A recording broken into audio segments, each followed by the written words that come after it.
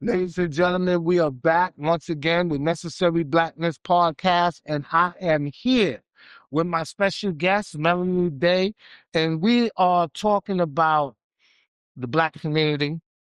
We're talking about economic prosperity and generational wealth.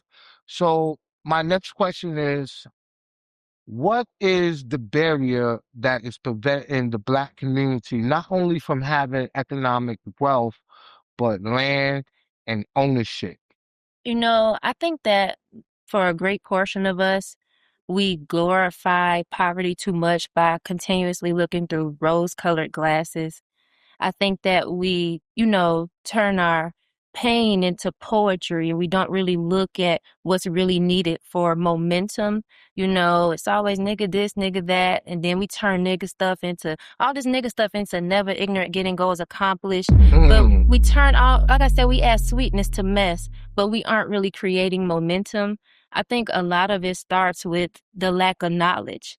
We have so much richness within our creativity all throughout the hood, all throughout impoverished areas, but we haven't gave it a full movement yet. We just made it fun. We made it creative. We haven't really put movement behind it.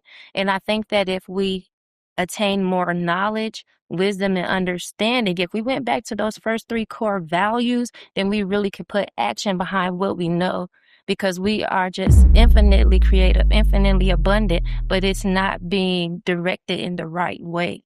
Absolutely. And you said something that's very profound, when you talk about the lack of knowledge and not having the motivation of the movement. The Bible tells us, for those that are Bible thumpers, that our people, they perish for lack of knowledge, right? And so when you're talking about motivation, we have to put things into action. We are the holders of ourselves and responsibility. And when you look at the word responsibility, we have to respond to our ability to what? To liberate ourselves, because we have to be self-saviors. Ain't nobody come and save Black people. Remember that. So once